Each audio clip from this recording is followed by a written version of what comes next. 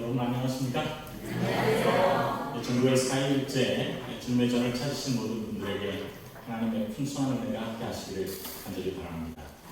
저희는 예언에 대한 최고의 책에서 가르치는 예언을 연구하면서 미래의 희망을 이야기하는 성경의 진리들을 탐구하고 있습니다.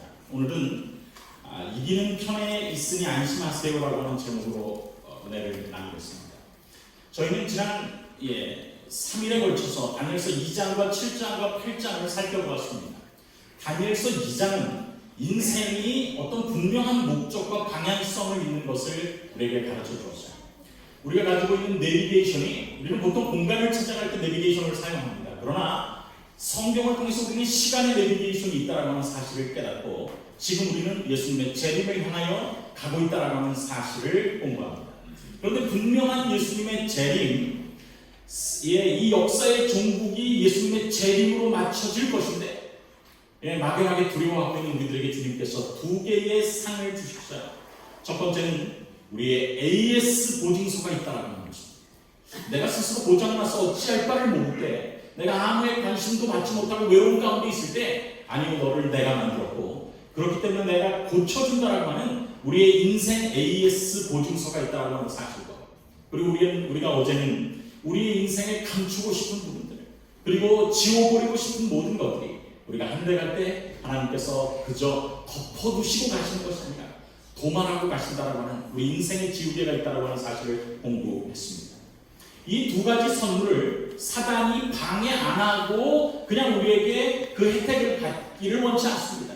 그래서 우리는 7장과 8장을 통해서 작은 뿔이 그 선물을 공격하는데, 7장에서 공격하는 것은 하나님의 계명이었어요.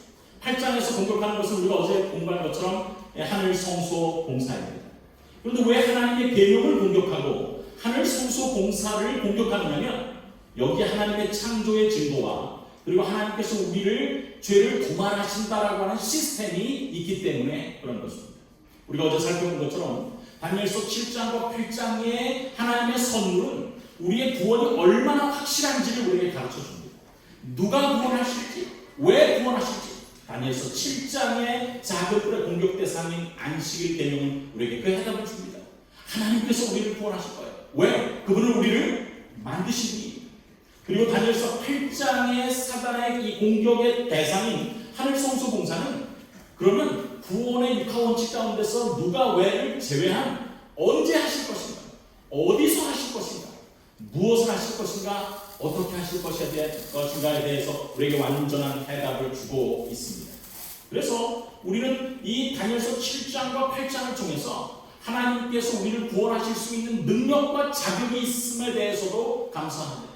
하나님께서 우리를 구원하시되 우리를 정말 사랑으로 구원하신다라고 하는 품성에 있어서도 아름다움을 우리가 깨닫게 되는 것입니다. 오늘은 계시록 12장, 드디어 계시록으로 넘어가겠습니다. 이기는 편에 있어서 행복합니다. 여러분, 진 편에 있는 것보다, 지는 것이 예정되어 있는 편에 있는 것보다 이기는 편에 있는 것이 얼마나 행복한지를 함께 나눠보겠습니다. 여러분 혹시 스타워즈라고 하는 영화를 아십니까? 제가 어렸을 때 스타워즈라고 하는 영화가 TV를 통해서 나왔어요. 근데 이 영화는 그 당시에 1, 2, 3편을 만들 그 기술이 없었기 때문에 4편부터 나왔습니다. 4편, 새로운 희망, 5편, 제국의 역습, 6편, 제다이의 귀환. 정말 재밌고 아주 신나는 우주 두 편에서의 전쟁이 기록되어 있었습니다. 그런데 최고의 책, 우리 인생의 모든 것을 걸러낸 최고의 책 성경은 선악의 존재들이 개입된 실제적인 우주의 전쟁이 있고 그 생생한 역사의 현장을 우리에게 전해줍니다. 여러분, 우리가 이 세상에 살면서 왜 선한 사람이 잘 되지 않고, 왜 하나님을 신실하게 믿는 사람들이 어려움을 당할까요? 왜냐하면 우리는 전쟁 가운데 있기 때문에 그렇습니다. 때로는 많은 사람들이 왜 정의가 항상 승리하지 못하고 불의가 이기는 것처럼 보이나라고 하나님께 원망할 때가 있습니다. 그리고 왜 나는 하나님을 믿는데 이렇게 삶이 어려우냐고 하나님께 투정을 부릴 때도 있어요. 왜 그렇습니까? 우리가 전쟁 중에 있기 때문에 그렇습니다.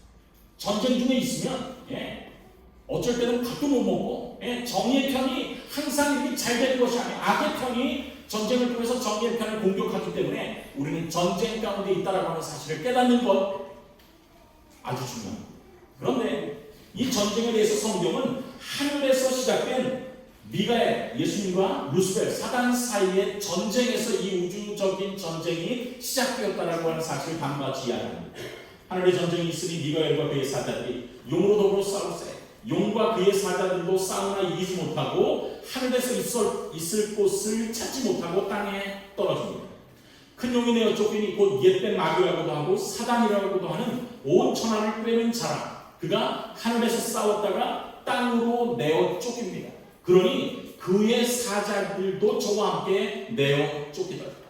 여러분, 성경이 진리의 말씀이면 성경 요한계시록 12장에서 이야기하는 말씀도 진리라고 하는 사실을 우리가 기억해야 될 필요가 있습니다.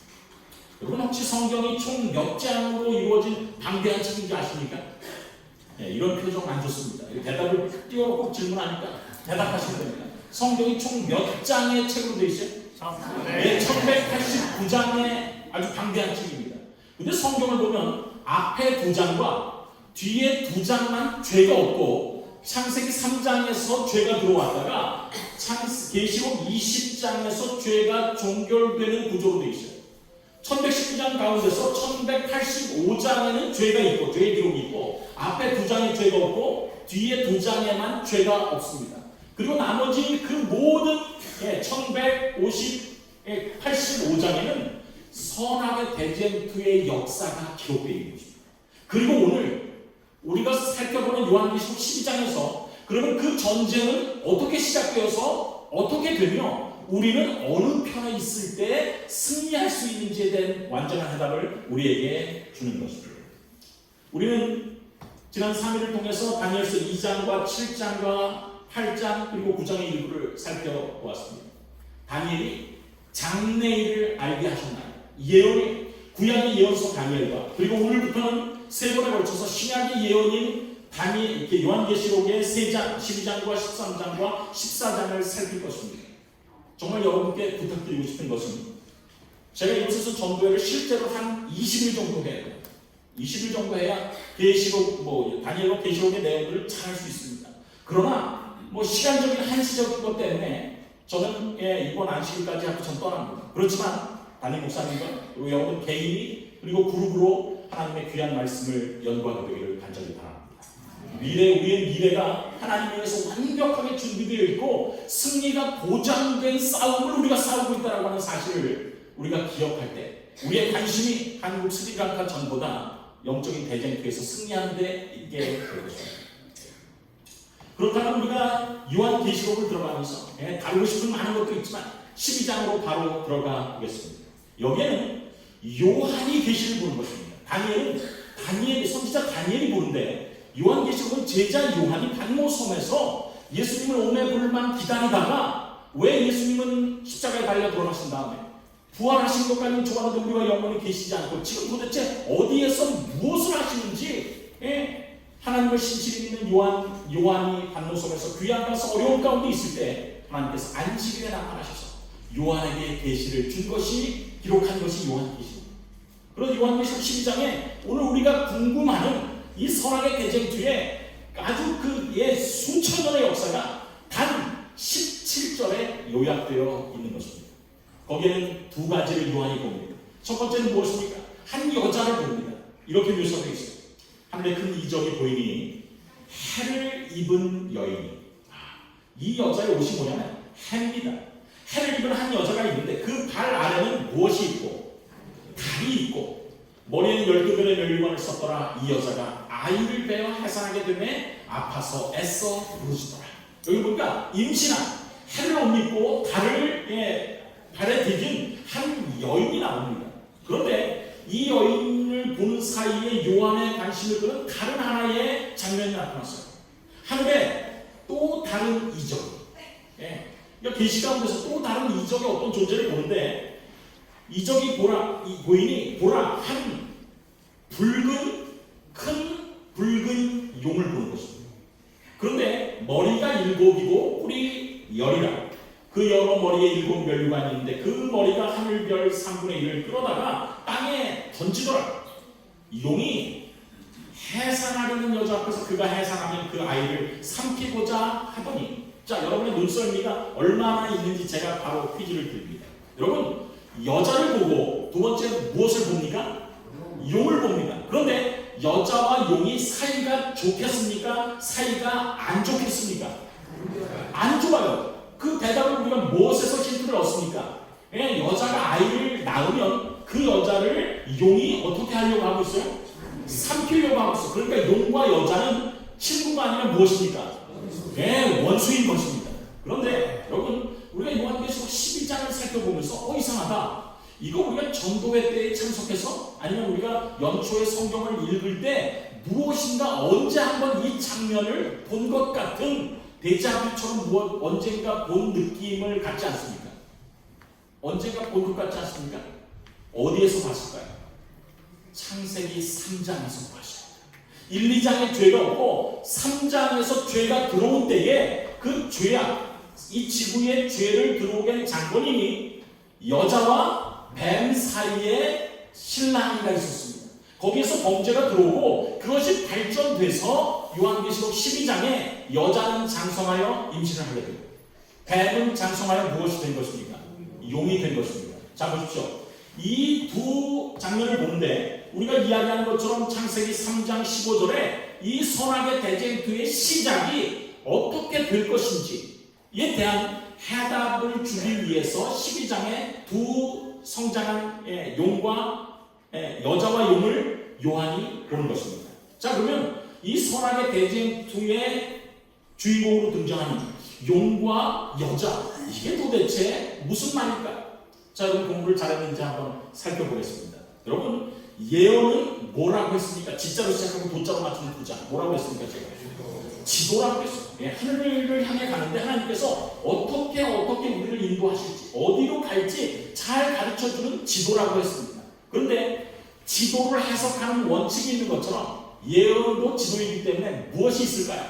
해석하는 원칙이 있는 것입니다. 세 가지를 제가 말씀드렸어요. 여러분 기억하십니까? 첫 번째는 무엇으로 되어 있다? 상징으로 되어 있다.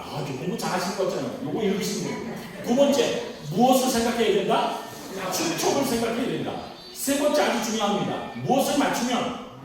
반복을 맞추면 뭐가 드러난다? 새로운 것이 드러난다. 그런데 여기에서 우리가 첫 번째 그 원리를 적용해 보겠어요. 무엇으로 되어 있다? 상징으로 되어 있다. 그래서 지도에서는 제비가 우체국이라고 하죠.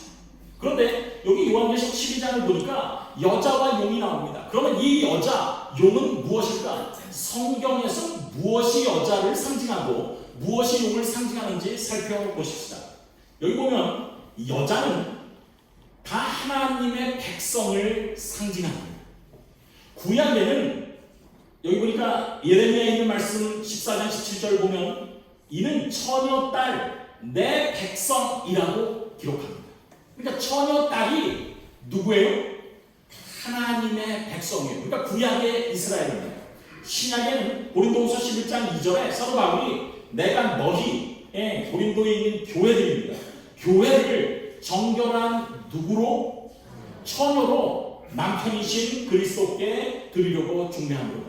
그러니 성경은 구약과 신약에서 하나님을 따르는 백성들, 그래서 구약의 이스라엘 국가, 신약의 하나님의 백성 교회를 뭐라고 표현합니까? 정결한 처녀, 여자로 묘사합니다. 상징이 무엇을 의미하는지 우리가 깨달았습니다. 그렇다면 용은 무엇일까요? 용은 요한계시록에 아주 바로 답이 있습니다. 큰 용이 되어 쫓기니 옛뱀. 왜 옛뱀이라고 했을까요? 창세기 3장 15절에 한번 등장했던 존재입니다. 옛뱀 곧 누구라고도 하고 마귀라고도 하고 누구라고도 하는 사단이라고도 하는 온 천하를 꿰는 자. 우리의 분명한 인생의 내비게이션을 보여줄 때 그쪽을 향해서 차곡차곡 하나님께서 알려주시는 대로 가지 못하게 방해하고 옆에서 꿰는 존재가 누구라고요? 마귀라고도 하고 사단이라고도 하는 이 용이라고 하는 사실을 요한계시록 12장 우리에게 분명히 이야기해주고 있습니다. 그래서 우리는 요한계시록 12장에 17절이라고 밖에 안 되는 이 짧은 절을 통하여서 이 선악의 대쟁투가 언제 시작됐고 어떻게 될 것이며 그 가운데서 우리는 어느 편에 서야 하는지에 대한 완벽한 해답을 갖게 되는 것입니다. 그렇다면 예언이 우리에게 분명히 말해주는 이 대쟁투의 5 국면, 5 전쟁의 현장을 우리가 살펴보겠습니다. 첫 번째는 하늘에서 시작되었어요. 누구와 누구의 싸움입니까? 미가엘과 루스벨의 싸움입니다. 그게 처음에 하늘에서 시작되었을 때 그 원인이 무엇이었냐면 피조물인 루스벨이 창조자이신 하나님, 아들 예수님 그리고 성령님께 도전한 것입니다.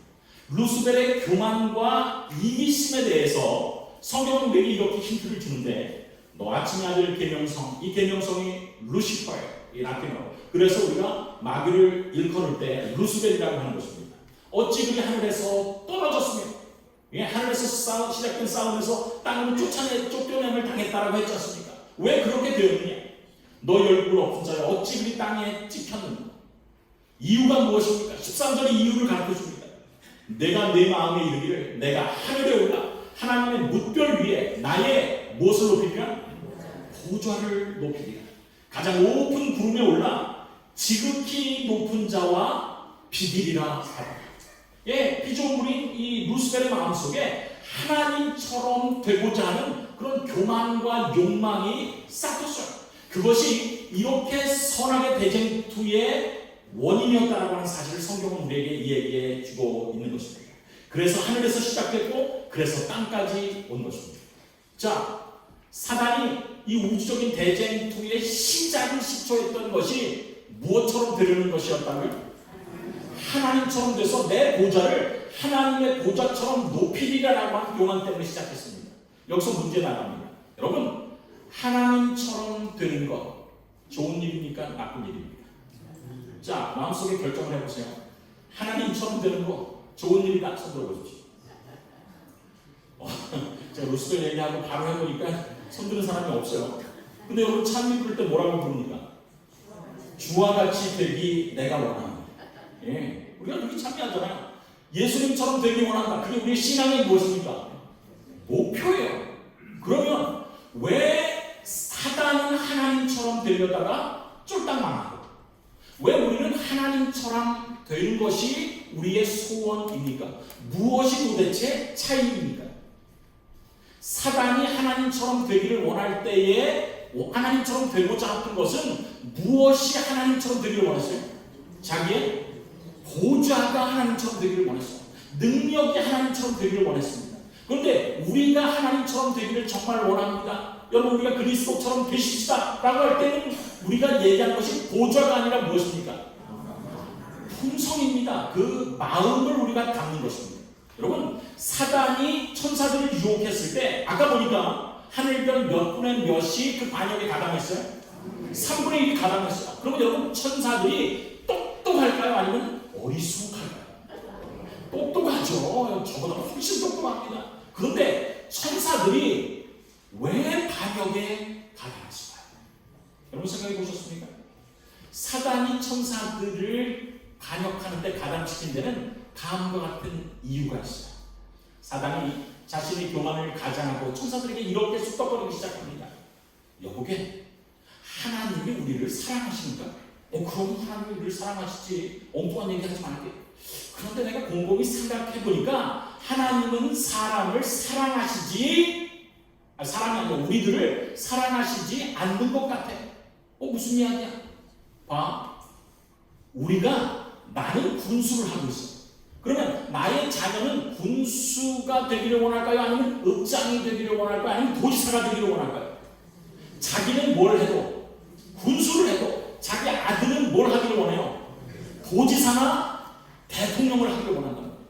이 인간이라고 우리가 죄를 지은 인간이라 할지라도 자녀가 자기보다 더 잘 되는 것을 원합니다. 그렇죠? 그런데 하나님은 그렇지 않아요.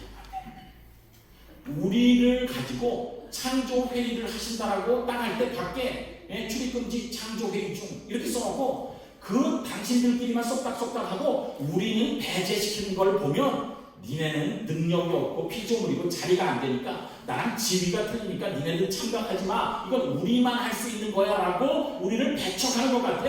하나님은 사랑이 아닌 것 같아. 여러분 상당히 논리적입니까? 상당히 논리적이에요. 그래서 천사들이 3분의 1이나 그의 반역에 가담한 것입니다. 그런데 여러분, 그때 하나님께서 사단을 창조의 회의에 가담시키지 못한 데는 사단의 자격이 능력 때문이 아니라 무엇 때문에 사단을 그 창조의 회의에 가담시키지 못했느냐면 품성의 결함이기 때문에. 품성. 여러분, 하나님은 우리가 공부를 했습니다. Made by God. 하나님에 의해서 만들어지면 그 재료값이 9,720원이라 할지라도 그 존재를 위해서 이 세상에 구원받을 사람이 하나만 있더라도 그 존재를 위해서 누가 돌아가시는 분이에요? 예수님 자기를 목숨을 버리시고 하나님은 자기의 아들을 보내신 분입니다. 그러니까 하나님은 창조를 하실 때 만약의 사태, 더 좋은 가치 있는 존재를 만들기 위해서 자유의지를 주는데 얘가 경험이 없기 때문에 잘못된 것을 선택할 수도 있는데 그렇다고 자유의지를 없애고 만들려면 의지적인 장애하는 거예요. 그래서 어떻게 하면 그 자유로운 존재를 만드는 건 너무나 필요한데 그렇다면 만일의 사태를 어떻게 할 것인가? 누가 책임지자? 내가 책임지자. 우리 하나님과 예수님은 당신이 아니고 당신의 목숨을 버릴 만큼 사랑이기 때문에 책임을 질 것이기 때문에 그렇습니다. 그런데 누구는 그게 없어요? 사단은 그게 없단 말이에요. 그래서 하나님께서 너는 아직 안 돼라고 이야기하는 것입니다. 그런데 그 사단의 반역은 오직 역사를 통해서만 증명할 수 있어요. 여러분, 사람이 윽박질러서 사람을 증명할 수 있다면 미인들과 결혼한 사람은 다 정복들이어야죠. 그렇죠? 사람은 윽박질러서 될 수 있는 게 아니에요. 무엇으로 보여줘야 돼요? 역사를 통해서 희생을 보여줄 때만 사랑을 얻을 수 있습니다. 그래서 예수님께서 인간이 범죄했을 때 이 땅에 오셔서 십자가에 달려 돌아가셨어요. 그리고는 당신의 찢기신 살과 뚫린 옆구리 피나는 이만을 보이시면서 내가 이렇게 너희를 사랑한다. 그러니 처음에 내가 그렇게 선택한 것이 올바르지 않아. 그래 너의 자유의지를 발휘해서 나를 선택했다고 라고 이야기하시는 것입니다. 그래서 선악의 대쟁투가 시작된 이후에는 역사가 있어야지만 하나님의 사랑이 증명되는 것입니다. 그래서 하늘에서 시작된 전쟁이 어디로 내려왔는가? 땅으로 내려왔습니다. 역사는 우리가 잘 알기 때문에 신속하게 넘어가겠습니다. 그래서 구약시대에는 하나님이 세우신 하나님의 백성이 아까 누구라고 했어요? 순결한 여인? 구약의 하나님의 백성입니다. 그래서 하나님께서 그렇게 택하셨을 때 사단은 그 하나님의 백성을 가만둡니까? 공격합니까? 공격합니다. 몇 개의 나라를 공격을 했냐면 6개의 나라가 국가를 공격했어요. 애굽 시대에 아들을 낳으면 다 어디에 던지라고 했습니까? 하수에 던지라고 했어요. 그래서 간신히 던지려다가 구출을 받는 것 하다가 다시 던져진 사람 누굽니까? 모자로 채고 세자로 맞추는 거예요. 네? 모세 아닙니까? 모세. 그래서 이스라엘을 싹 죽이려고 했던 나라가 애굽이에요. 그리고 아시리아는 이스라엘의 두 쪽으로 나눠진 두 쪽을 멸망시켰습니다. 722년 아시리아가 멸망시켰어요. 그리고 나서 바벨론이 우리가 다니엘서 2장에 공부한 것처럼 605년에 1차 그리고 2차와 3차 포위를 통해서 유다를 멸망시키고 다 포로로 잡아갔습니다. 그래서 하나님의 백성을 공격하는 것입니다.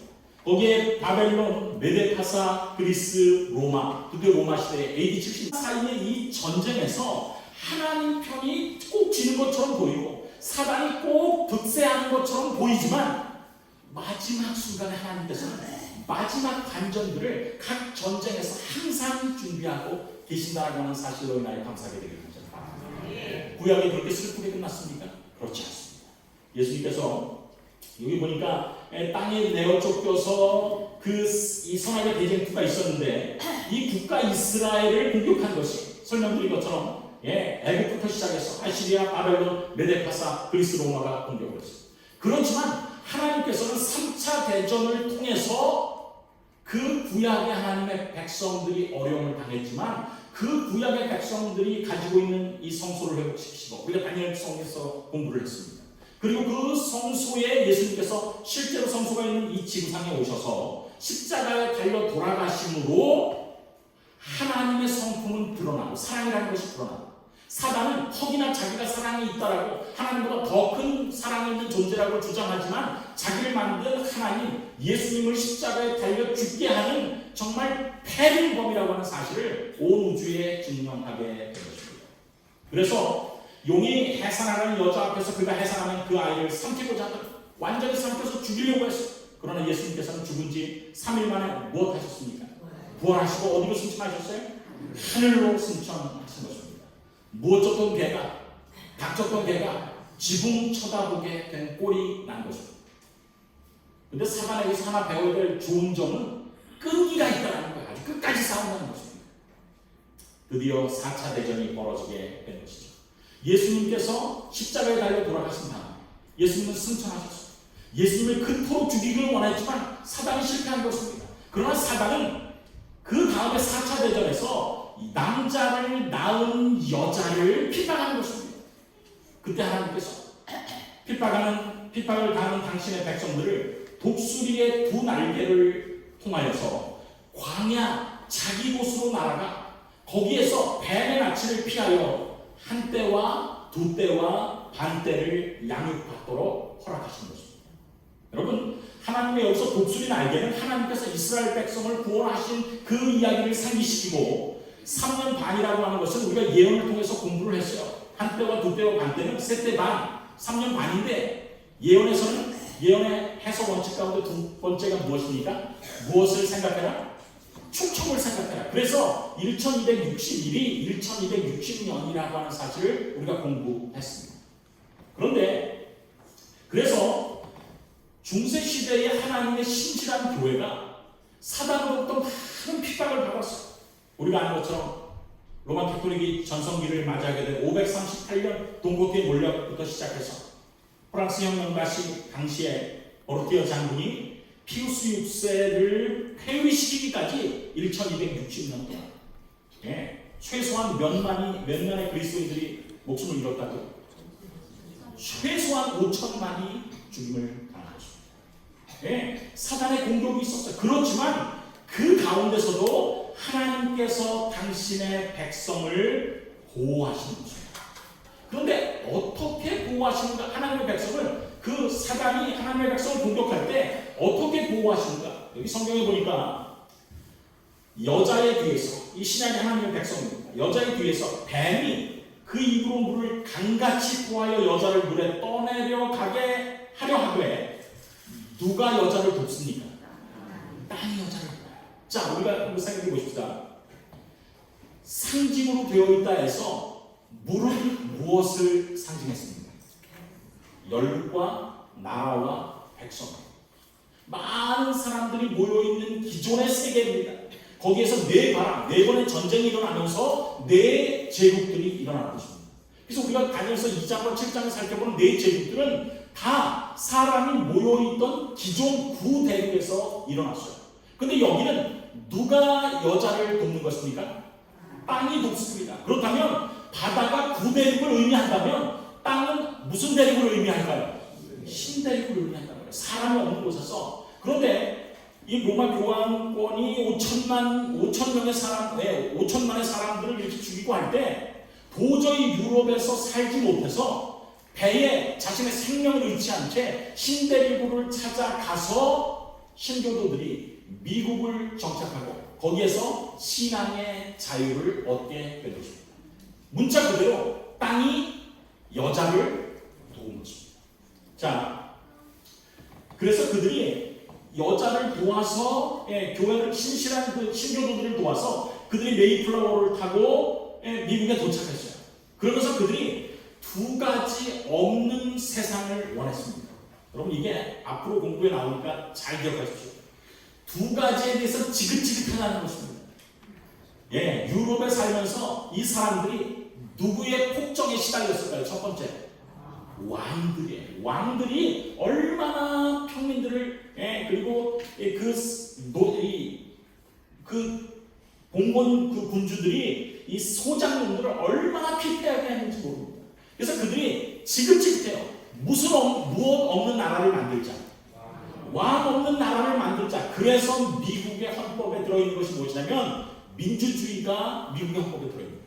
왕이 없는 거. 그 다음에 또 하나, 지긋지긋한 또 하나의 존재가 있어요. 그게 누굽니까? 교황이에요. 왜냐면 교황이 5천만을 죽였기 때문에. 신앙 때문에 지금 도망온 거예요. 그래서 무엇 없는 나라를 만들자? 교황 없는 나라를 만들자. 이게 여러분 앞으로도 반복됩니다. 미국이 탄생할 때 지긋지긋한 두 역사는 다시는 우리가 실수를 하지 말자. 누구를 만들지 말고, 왕을 만들지 말고. 두 번째, 누구의 폭정에 우리가 시달리지 말자. 교황의 폭정에 시달리지 말자. 그래서 왕 없는 세상이 뭐냐면 민주주의고, 교황 없는 세상이 신앙의 자유예요. 예.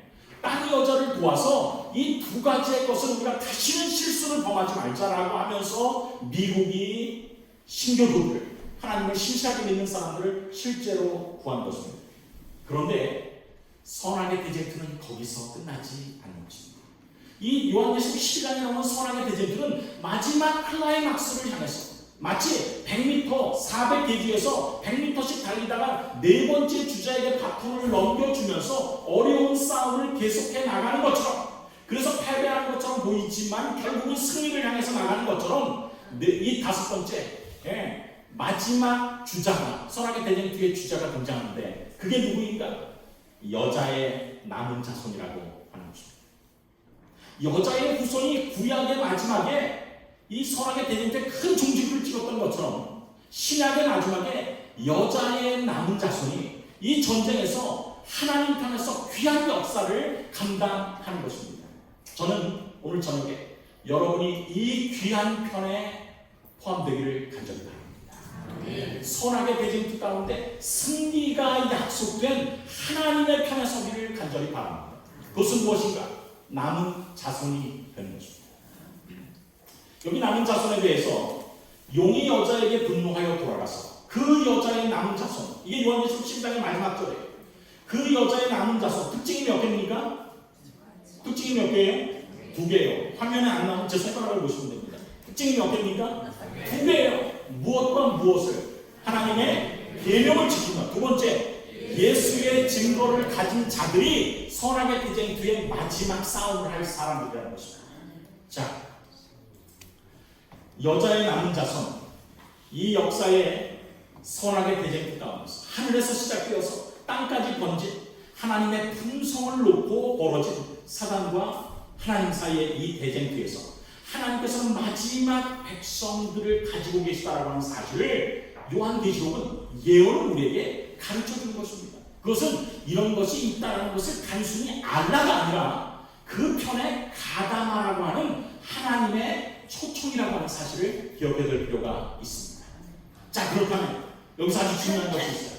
그렇다면 남은 자손, 마지막 싸움에서 하나님의 편에 들, 제가 이야기하는 것이 아니라 성경의 예언이 그렇게 분명히 이야기하는 남은 자손의 특징에 대해서 한번 살펴봅시다. 첫 번째, 등장 시기는 언제냐면 1798년 이후에 등장하는 교회가 남은 자손이에요. 요한계시록 10장 17절에 기록된 거예요. 목사님, 그게 무슨 얘기입니까? 자, 우리 한번 살펴봅시다. 우리가 첫날 다니엘 몇 장을 살펴봤어요? 2장을 살펴봤어요. 신상을 보면서 우리가 신상에 대해서 해설을 하면서 뒤에 이게 나올 테니 기억하십시오라고 이야기했던 세 가지의 특징이 있습니다. 그게 무엇이냐면 첫째는 세상 역사를 주관하시는 하나님을 보여주는 것이 다니엘서 2장의 우상의 그 신상의 예언인데, 첫 번째 우리가 그것을 통해서 알 수 있는 첫 번째 것이 무엇이냐면 무슨 순서로 되어 있다는 거예요? 시간 순서로 되어 있다는 거예요. 예, 이게 아주 중요합니다. 여러분, 바벨론 다음 나라가 뭐였어요? 메데파사. 금나라 다음에 은나라. 그 다음에 은가슴 다음에 배관 업적다리 노스로 뒤집어 쓴 어느 나라? 그리스. 그러니까 다음에. 그러니까 다시 말해서 이게 무엇입니까? 시간 순서대로 예언되어 있단 말이에요. 그래서 시간의 제일 마지막 나라가 어떤 나라입니까? 하늘나라예요. 그래서 다니엘서 2장의 예언을 보면서 하나님께서 세상에 예언을 주실 때, 시간의 내비게이션을 주실 때 반드시 우리가 거기서 주시는 기본 원칙 첫 번째가 뭐냐면 시간 순서대로 주신단 말이에요. 두 번째, 무엇으로 되어 있다? 기본 패턴이 있다라고 하는 사실. 그래서 반복된다라고 하는 사실을 우리가 공부했고요. 세 번째는 상징을 사용한다라고 공부했어요. 그렇다면 첫 번째의 저 원칙인 시간 순서로 되어 있다라고 하는 것을 지금 이 남은 자손이 탄생하는 요한계시록 12장 13절로 17절에 한번 대입해보자 이것입니다. 제가 질문 드립니다. 용이 남자를 낳은 여자를 피관하는지라 그 여자가 그 뱀의 낯을 피하여 한 때와 두 때와 반 때를 양육받았습니다. 그게 언제부터 언제일까요?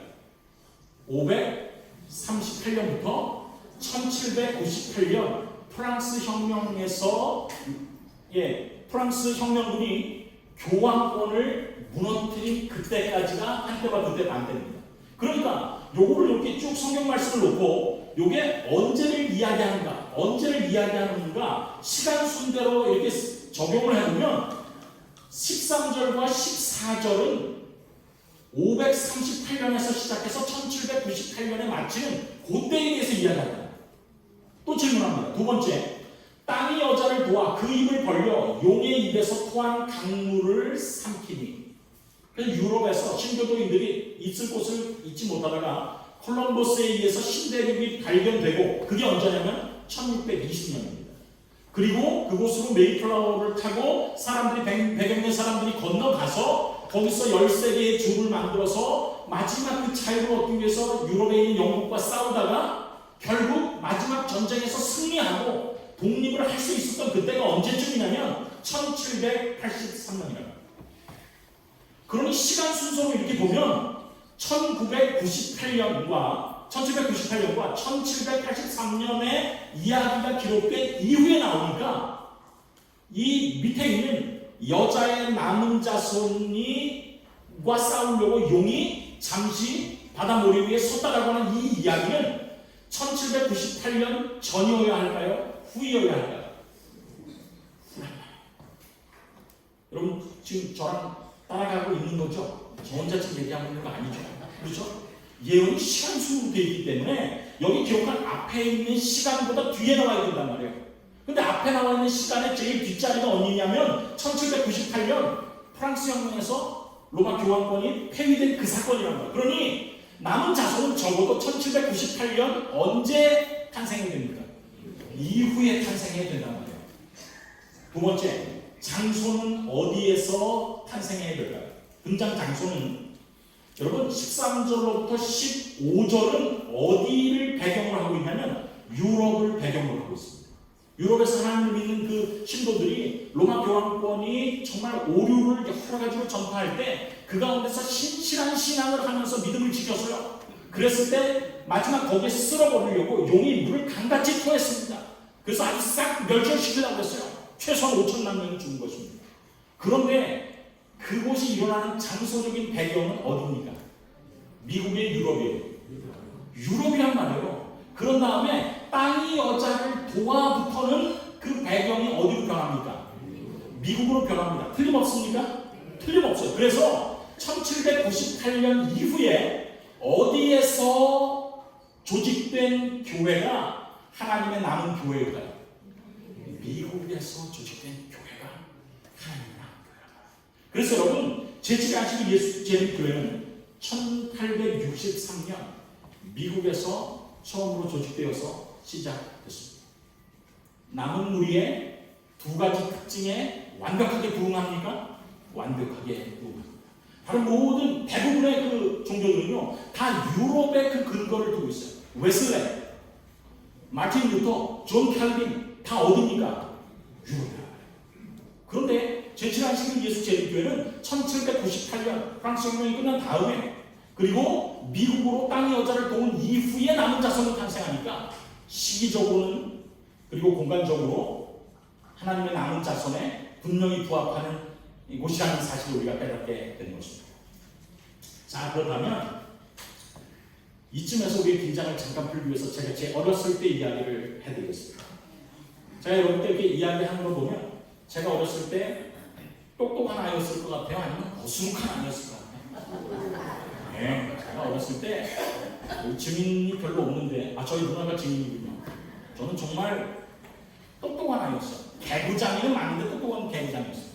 근데 제가 이해되지 않는 게 있었어요. 교회를 다니는데 이해되지 않는 게 뭐냐면 교회 다니는데 헌금을 내는데 다른 헌금은 다 이해가 되는 것입니다.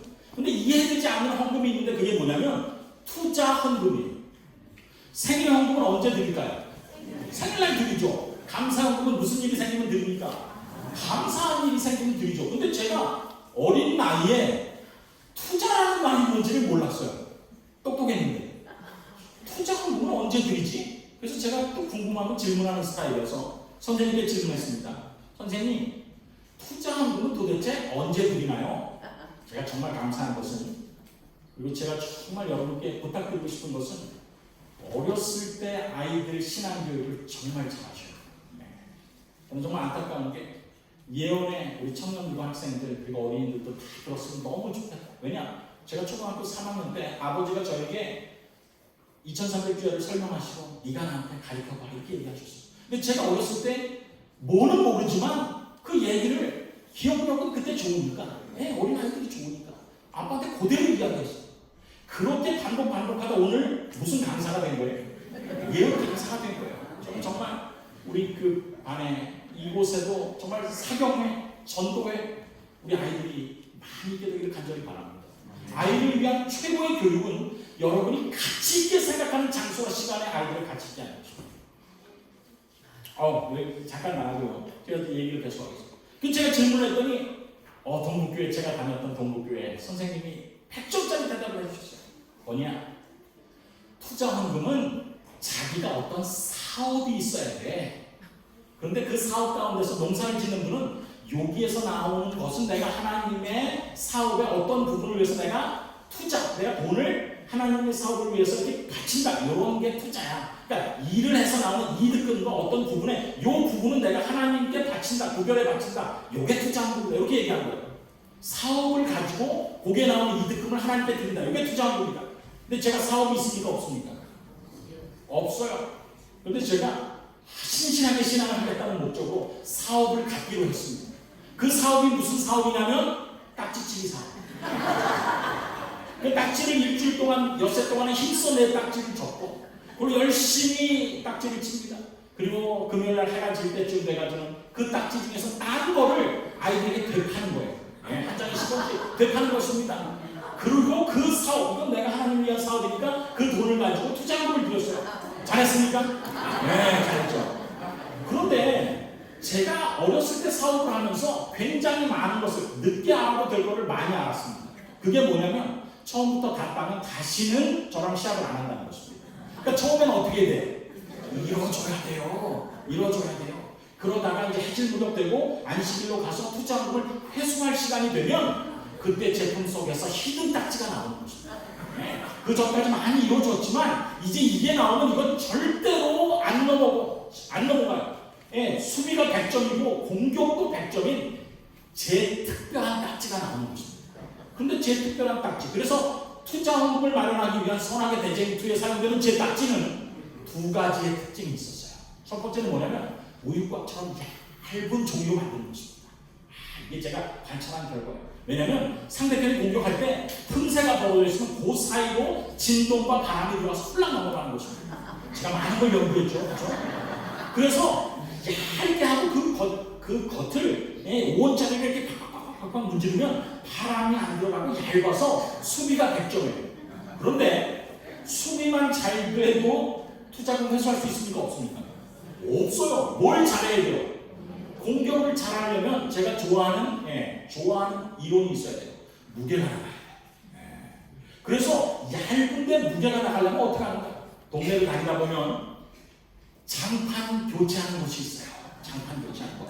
거기에 가면 장판이 얇지만 아주 압축되어 있는 것입니다. 거기 흙이 좀 묻어있으면 더 좋아요.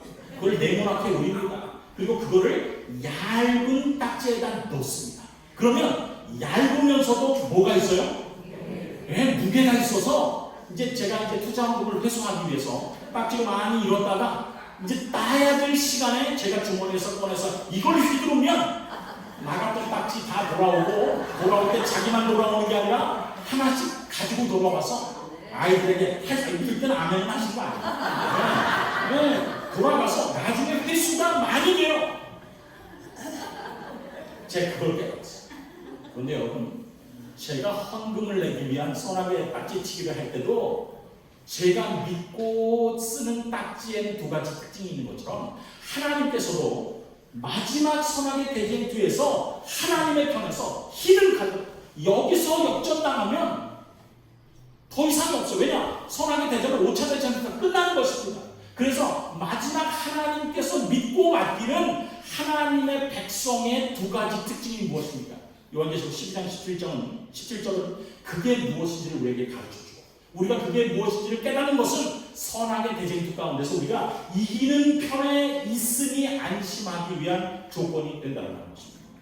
그 두 가지 특징이 무엇입니까? 첫 번째는 하나님의 계명을 지키며 두 번째는 예수의 증거를 가진 자들로 더불어 이렇게 되어 있습니다. 첫 번째 하나님의 계명을 지키며라는 것이 무엇입니까? 우리가 다니엘서 7장의 공격이 하나님의 계명에 있었어요. 그리고 우리가 하나님의 계명 가운데서 하나님께서 계명 가운데서 사단이 직접적으로 변개하기를 원하는 것이 무엇입니까? 넷째 계명. 왜? 그게 중요하기 때문에 변하는 거예요. 그게 뭐냐면 하나님의 계명 가운데서 넷째 계명, 창조주의 직인이 지킨 계명이 사단의 공격의 대상이야. 그것은 우리가 아직 AS 기간 안에 있고 내가 값없이 AS를 받을 수 있다라는 사실을 우리에게 가르쳐줍니다. 이게 마지막에 하나님의 백성들로부터 온 세상에 전파되어야 될 아주 중요한 기별이기 때문에 그 기별이 어떻게 중요한지는 우리가 마지막 날 안식일 날 아침에 공부하겠습니다. 그래서 그 하나님의 계명을 지킨다는 것이 그냥 우리가 그걸 지켜야지만 하나님께서 이렇게 보시고 너 지켰네? 축복 주고 안 지켰네? 에이 벌 받아라. 이게 아니라 그걸 지키고 간직하는 그 자체가 우리가 마음으로 하나님이 나를 버리지 않는다라고 하는 확신을 준단 말이에요. 그분이 나를 만드셨고 그분이 나를 책임지시고 내가 숨이 끊어지기 전에 그분께 손을 내면 그분께서 구원하신다라고 확신을 주기 때문에 복음이요 그렇기 때문에 변함이 없는 계명에 기록하셨다는 사실을 믿게 되기를 간절히 바랍니다. 그게 나는 우리의 첫 번째 특징이에요. 하나님이 창조주라고 하는 사실을 우리가 안식일을 지키는 것을 통해서 증거하는 것입니다. 왜 당신들은 모든 사람이 지키는 일요일날 하지 않고 왜 토요일날 예배를 드립니까? 성경이 그렇게 말합니다. 왜 성경이 그렇게 이야기하죠? 하나님께서 세상을 엿새 동안 만드시고 일곱째 되는 날 마치셨습니다.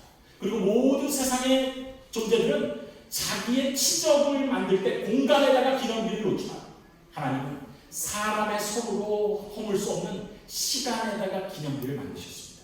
그게 뭡니까? 그건 안식이라고 합니다. 그리고 잊어버릴까봐 기억해서 지키라고 이야기하셨어요. 그리고 좀 더 이야기해 주시겠어요? 우리가 그렇게 하는 것은 하나님이 나를 만드셨다는 것을 인정하는 것이고 내가 하나님을 만드셨다는 것을 인정할 때 그분이 나의 마음을 잘못된 것을 고치실 수가 있는 것이다. 대단하다. 나도 당신과 같은 믿음을 갖기를 원합니다. 이게 마지막 전쟁에서 하나님께서 당신의 백성들이 가지고 있기를 원하시는 첫 번째 특징이라고 하는 사실을 기억하기를 간절히 바랍니다. 두 번째 특징은 무엇입니까? 예수의 증거를 가진 자. 예수의 증거를 가졌다는 것이 도대체 무엇입니까? 요한계시록 1장 2절 우리가 다 함께 읽어볼까요? 요한은 시작. 요한은 하나님의 말씀과 예수 그리스도의 증거 곧 자기의 본 것 요한계시록을 다 증거하였느니라 이렇게 하고 있습니다. 예수의 증거가 뭐라고 했어요? 곧이면 뭐예요? 이 콜이란 말이에요. 똑같단 말이에요. 예수의 증거가 무엇인가? 자기가 본 거예요. 요한계시록은 예수님께서 증거하신 것을 요한이 본 것을 기록한 책이 뭐예요? 요한계시록. 그래서 요한계시록 자체에 예수의 증거가 무엇이냐면 요한계시록에 나오는 예언의 기별이 예수의 증거라는 것을 우리에게 이야기해 주는 것입니다. 제가 시간이 없기 때문에 제가 여러분께 말씀드린 것은 다니엘서의 석장, 요한계시록의 석장만 말씀드릴 수밖에 없는 것이 너무 많아요.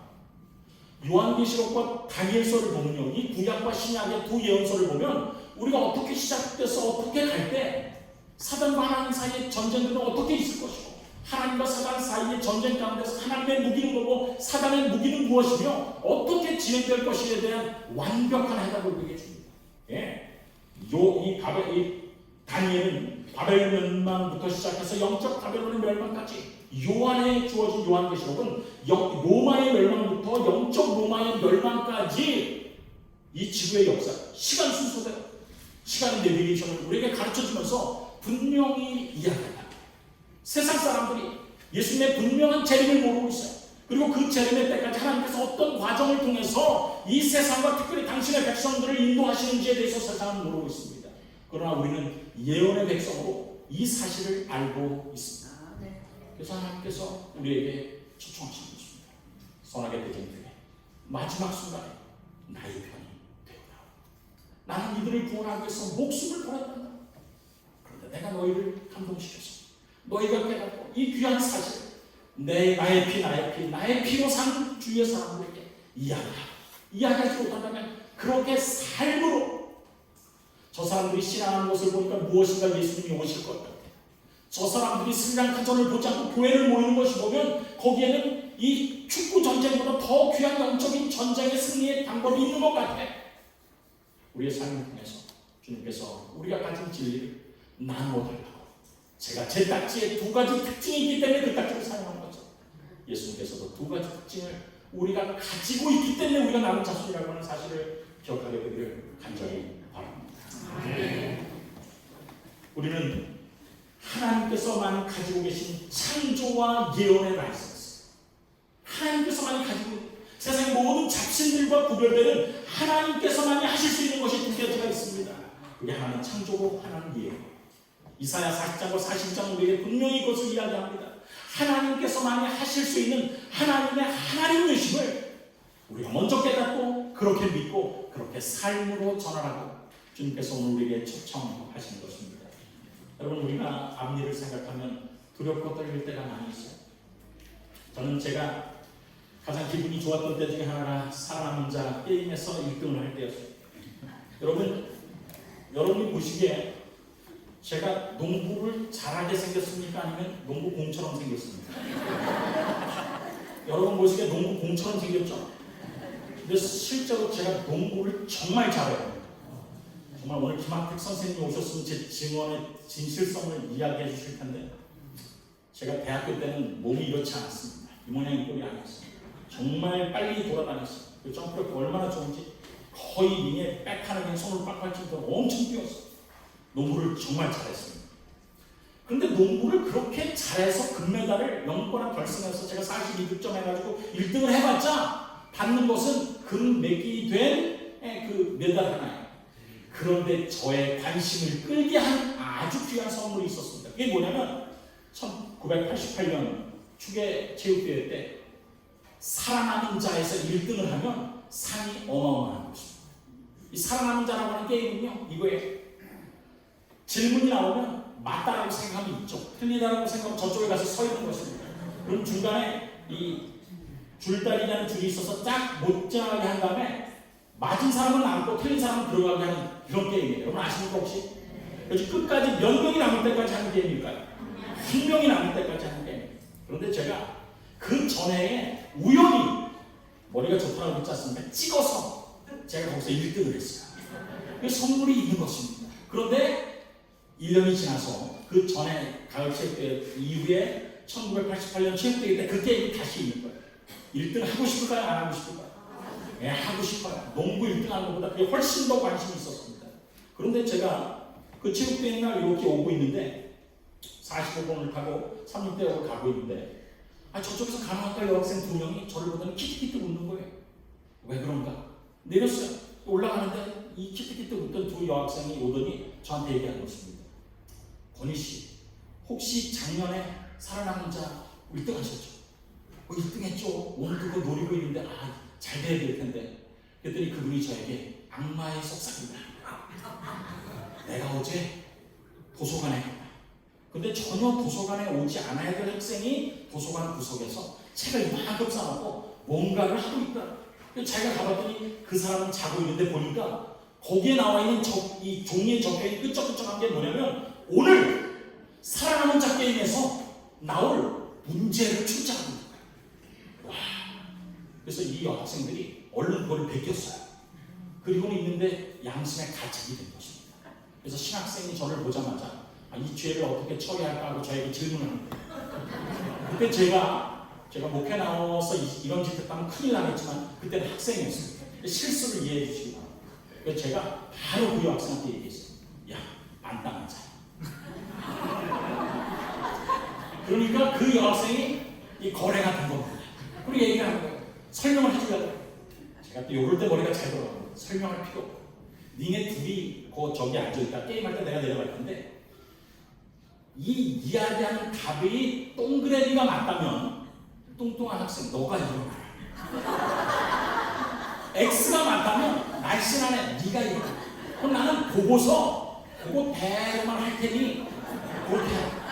그리고 했어요. 농구 시합도 1등을 해가지고 이제 상도 받고 했는데 드디어 모든 학생들이 기다리는 살아남은 자 게임이 시작된 것입니다. 아니나 다를까 정말 어제 그 도서관에 가서 졸던 그 학생이 사회를 만났어요. 그러니까 틀림없는 것입니다.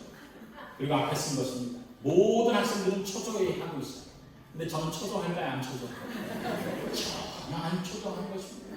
질문이 나와요. 문제가 무지하게 어렵습니다. 찍어야 되는 거예요. 뭐 오약봉 밑에서부터 위에까지 전봇대의 개수가 뭐 27개가 맞으면 이쪽 26개 하면 이쪽 아주 뭐 사람을 치사하게 괴롭히는 그런 문제들이에요. 그런데 저는 스트레스를 받아요, 안 받아요? 안 받아요. 누구만 보면 됩니다. 여학생이 누구만 보고 있다가 뚱뚱한 애가 일어나면 어디로 가고 날씬한 애가 일어나면 술 마음대로 가요. 1등 했을까요? 안 했을까요? 1등 했습니다. 지금은 공소시효가 지났기 때문에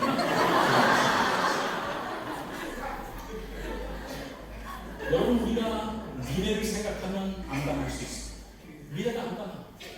어쩔 때는 저희 신앙하는 사람들도 답답하다. 내일이 안 왔으면 좋겠다 할 때가 있을 수도 있습니다.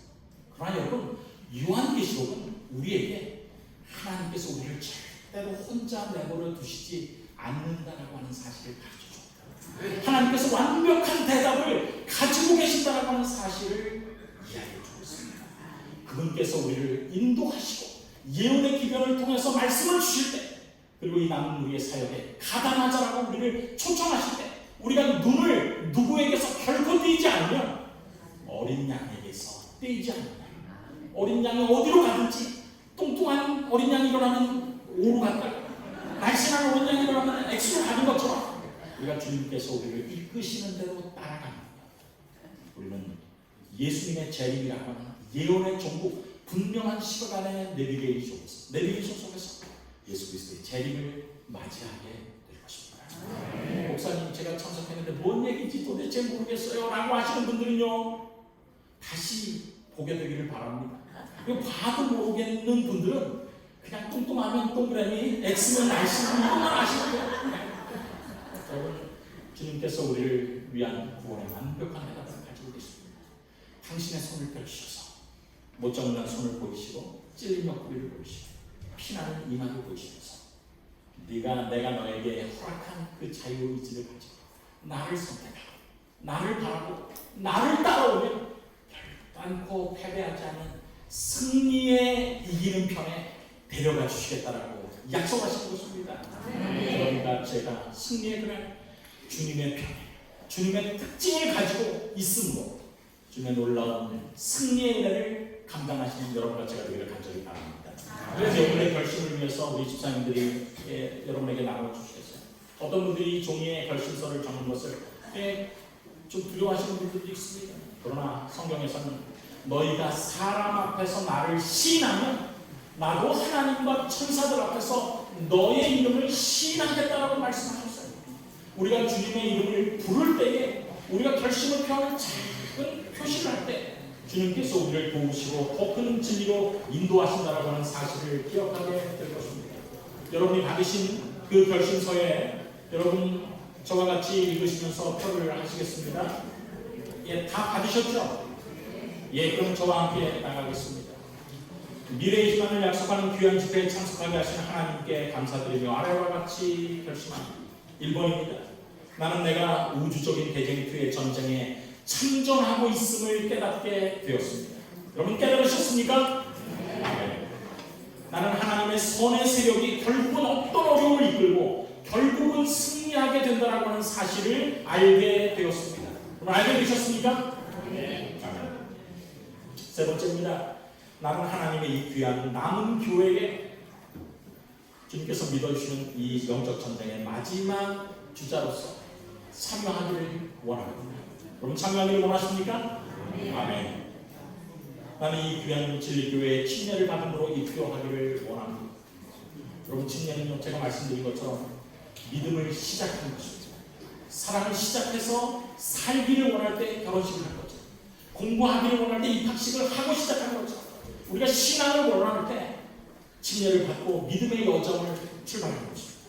그때 주님께서 우리의 앞길을 예언들을 통해서 인도해 주실 것입니다. 여러분 기록하셨으면 우리 집사님을 통해서 신속하게 저에게 주시면 감사하겠습니다. 제가 여러분의 이 결심서를 가지고 우리 하나님께 특별히 기도하기를 원합니다. 예, 주시고요. 예, 함께 우리가 기도하시겠습니다. 여러분의 귀한 결심을 우리 하나님께서 받으셔서 승리하는 편에 있게 하시기를 간절히 바랍니다. 지금 일단 기록하셨으면 저를 주시고요. 혹시 기록 못하신 분들은 나중에 나가시면서 안내 우리 집사님들에게 주시면 감사하겠습니다. 신속하게 주시기 바랍니다.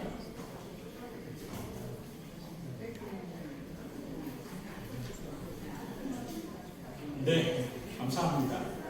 네, 억지로 강요하시지는 않으셔도 되겠습니다. 우리 하나님께서도 우리의 자유의지를 아주 존중하시기 때문에 네, 감사합니다.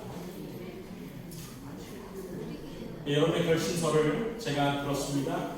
이 결심이 주님 안에서 귀한 복된 것이 될 수 있도록 함께 기도하시겠습니다. 다 같이 머리 숙여 기도하시겠습니다. 사랑이 많으신 아버지 하나님, 영적인 이 전쟁에서 우리는 내가 알든지 모르든지 참전해 있고 시작되고 중국이 이 전쟁에 참여했음을 깨닫게 되었습니다. 아버지여, 그러나 우리로 승리하는 편에 설 수 있도록 도와주셔서 감사합니다. 우리가 다른 건 다 잊어버린다 하죠. 어린 양이 오른쪽으로 가면 우리도 빨리 가고, 어린 양이 좌하면 우리도 좌하여서 주님을 끝까지 바라보고 따라감으로 주님께서 계신 그 천국까지 이룰 수 있도록 인도하여 주시옵소서. 선하게 오셔야 대전에 주님께서 늘 우리와 함께 하셨음을 인하여 감사합니다. 해배되는 그 순간에도 주님께서 독수리의 날개를 보내셔서 우리를 보호하시고 지키셨습니다. 생명을 잃는 순간에도 주님께서 우리에게 영생을 주시기 위해서 기다리고 계시고 당신의 생명싸개 속에 안으셨음을 인하여 감사합니다. 아버지, 오늘 우리가 이기는 편, 주님의 편에 있기를 원합니다. 주님, 그래서 우리가 이 종이의 표시에 싸우니 우리의 결심을 귀하게 여기시고 주님 축복하여 주시옵소서. 이 귀한 집회가 이제 이틀 남았습니다. 주님, 성령을 통하여 당신의 백성들의 마음을 개인적으로 방문하여 주시고 친히 문드려 주셔서 그들이 이 기회 동안, 이 기간이 마지막 얼마 남지 않은 동안 그들을 위해서 목숨을 버리시는 예수님께 그들의 결심을, 귀한 결심 드릴 수 있도록 인도하여 주시옵소서. 이기는 편에 있게 하신 예수 그리스도의 이름으로 간절히 기도드리옵나이다.